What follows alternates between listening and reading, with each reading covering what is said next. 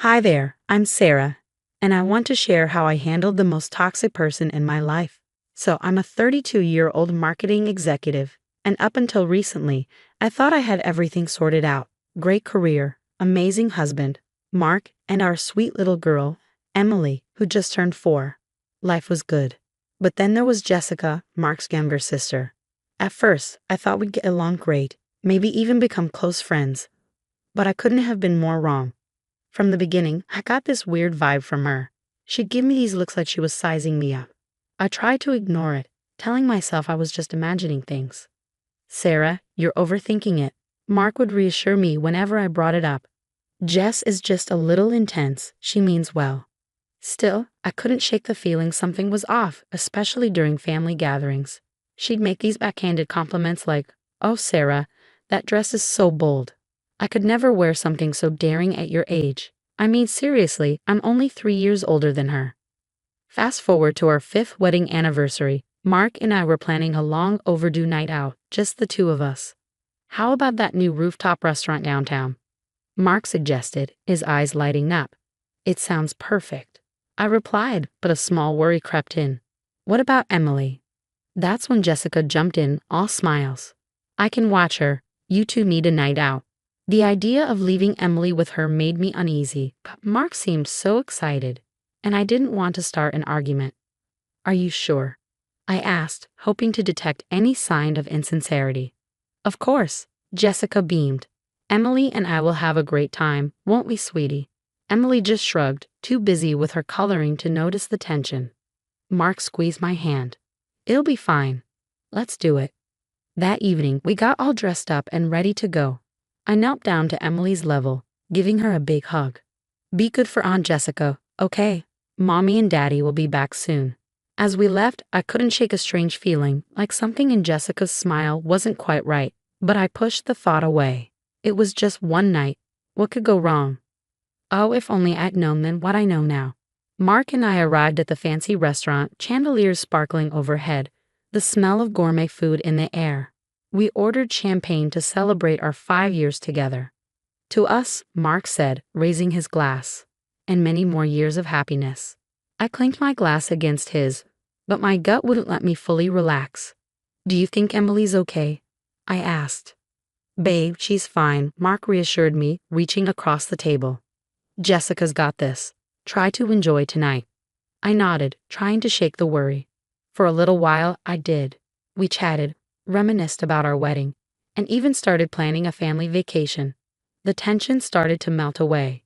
"Remember our first dance?" Mark asked with a grin. "I was so nervous I almost stepped on your dress." I laughed. "How could I forget? You looked terrified." Just as our main course arrived, my phone buzzed. It was an unknown number. "Weird," I muttered, declining the call. Probably just a telemarketer. But then it rang again. And again. By the third call, my heart was racing. "Hello," I answered, my voice shaky. "Is this Sarah Thompson?" a deep voice asked. "Yes. Who's this?"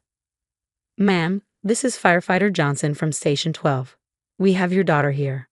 My blood ran cold. "What? That's impossible. She's with her aunt." "I'm afraid not, ma'am. She was found outside our station about 20 minutes ago." I bolted upright, nearly knocking over my glass. "We're coming right now." Mark stared at me, confused. "What's happening?" "Emily's at the fire station, alone. We need to go. Now." We rushed out, not even stopping to pay the bill. During the drive, my mind was spinning. How could this happen? Where was Jessica? When we pulled up to the station, I barely waited for the car to stop before jumping out. Inside, I saw Emily sitting on a bench, tears streaking down her face. "Mommy," she cried, running into my arms. I held her tight, my own tears falling. "It's okay, baby. Mommy's here. You're safe." A firefighter approached, his expression grim. "We've called the police. They'll want to speak with you." Mark came in, looking shocked. "Where's Jessica?" What the hell happened? I shook my head, my fear turning to anger. I don't know. But when I found out what Jessica had done, I swore she'd regret ever offering to babysit. As we waited for the police, all the signs I'd ignored over the years flooded my mind. The snide remarks, the jealous glares. How could I have been so blind? One thing was certain. Jessica was going to pay for this. No one messes with my family and walks away unscathed. The next few days were a blur, police interviews, sleepless nights, and Emily clinging to me, as if she'd never let go. I couldn't blame her. The cops were doing their investigation. But I needed answers now. "I'm hiring a private investigator," I announced to Mark over breakfast. He sighed, rubbing his temples. "Is that really necessary? The police aren't moving fast enough." I cut him off, my voice sharp. "This is your sister, Mark. Don't you want to know why she did this?" Mark's face fell, his defenses crumbling. "Of course I do. I can't believe Jess would do something like this." I softened, reaching for his hand. "I know it's hard to accept, but we have to face the facts. Jessica's not who we thought she was." While Mark was at work, I met with the PI, a no-nonsense woman named Diane. "I need everything you can dig up on Jessica," I told her. "Leave no stone unturned." Diane nodded, jotting notes. "Any particular areas of interest?" I thought for a moment. Her finances, her social media, and any history of unstable behavior. As Diane got to work, I decided to do some digging myself. I logged into Facebook and scrolled through Jessica's profile. At first, it was the usual stuff: selfies, memes, the occasional passive-aggressive quote. But soon, I noticed a pattern. Every time I posted something about a family milestone or success, Jessica would post something bitter within hours. When I announced my promotion, she ranted about nepotism. When we shared photos from our family vacation, she posted articles about the toxicity of nuclear families. "Holy crap," I muttered, screenshotting everything. Just then, my phone rang. It was Deanne. "You're going to want to see this," she said. "Check your email." I opened my laptop, and what I saw made my blood boil. Diane had sent me screenshots of messages Jessica had sent to various family members, spreading lies about me. One message read, "Did you know Sarah's cheating on Mark? I saw her with another man last week. Should we tell him?" No wonder some of Mark's cousins had been so cold to me lately. I called Mark immediately. "You need to come home. Now."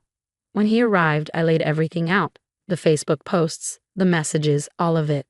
I can't," Mark stuttered, his face pale. "Why would she do this?" "Because she's jealous," I said softly. "She's always been jealous." Just then, Emily wandered into the room, clutching her favorite stuffed animal. "Mommy, can I tell you something?" I knelt down to her level, brushing the hair out of her face. "Of course, sweetie." "What is it?" Emily's lower lip trembled. "Aunt Jessica said mean things when you were gone. She said you didn't really love me. That's why you left me." With her words, Mark's head snapped up, his eyes blazing with anger. "She said what?" he growled. I hugged Emily tighter, my heart breaking. "It's not true, baby. Mommy and Daddy love you more than anything in the world." Emily snuggled into my arms, and I met Mark's gaze. The pain and betrayal in his eyes mirrored my own. "We need to talk to my parents," he said grimly. "They need to know what Jessica's done." I nodded, already formulating a plan. Jessica thought she could mess with my family, but she had no idea who she was dealing with. The truth was coming out, and there would be nowhere left for her to hide. The next morning, the call we'd been waiting for finally came. The police had found Jessica hiding out at a friend's place. They brought her in for questioning, and that's when it all unraveled. "We're pressing charges," I told Mark as we drove to the station. He nodded, his jaw clenched. "Good. She needs to face consequences for once in her life." At the station, we watched through a two-way mirror as Jessica broke down during the interrogation. "I just wanted her to know what it feels like to lose everything," she sobbed. "Sarah has it all. The perfect job, the perfect husband, the perfect kid. It's not fair." A wave of anger and pity washed over me. "She's been planning this for months," the detective said. It wasn't just a spur-of-the-moment thing. Mark's parents arrived at the station, looking devastated. His mom's voice trembled as she asked, "Is it true? Did Jessica really?" I nodded grim. "I'm sorry, but yes. We have proof." We showed them everything, the social media posts, the lies she spread, and even Emily's statement about the cruel things Jessica had said. "Oh God," Mark's mother whispered. "Where did we go wrong with her?" "It's not your fault," I said, surprising myself with how much I meant it. Jessica made her own choices. The next few months were a whirlwind of legal proceedings and therapy sessions. Emily had nightmares for weeks, But slowly, with the help of a child psychologist, she began to heal. Finally, the day of Jessica's sentencing arrived. The judge looked at her sternly. "Miss Thompson, your actions were not only illegal but deeply disturbing. You endangered a child out of petty jealousy. I'm sentencing you to 3 years of probation and mandatory psychiatric treatment." Months passed, and we focused on healing and rebuilding our sense of safety. Emily turned 5, and we threw her a big party. As I watched her blow out her birthday candles, surrounded by friends and family who truly cared for her, I felt a weight lift from my shoulders. "Make a wish, sweetie," I called out. Emily grinned, her missing front tooth making her look even more adorable. "I wish for no more bad people in our family," she said. Everyone laughed, but I felt tears prick my eyes. My brave little girl. Later that night, as Mark and I cleaned up after the party, he pulled me close. "You know," he said softly, "I'm proud of us. We got through this, and we're stronger now." I leaned into his embrace, feeling the warmth of his love. "Yeah, we are. And now we know who our real family is." We had a new chapter to write, and Jessica wasn't going to be part of our story anymore. Sometimes, the best revenge is simply living well, and that's exactly what we plan to do.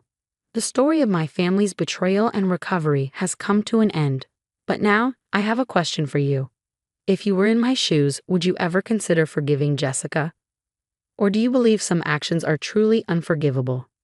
Think about it. She endangered my child and tried to destroy my family out of pure jealousy. But she's clearly struggling with her own issues.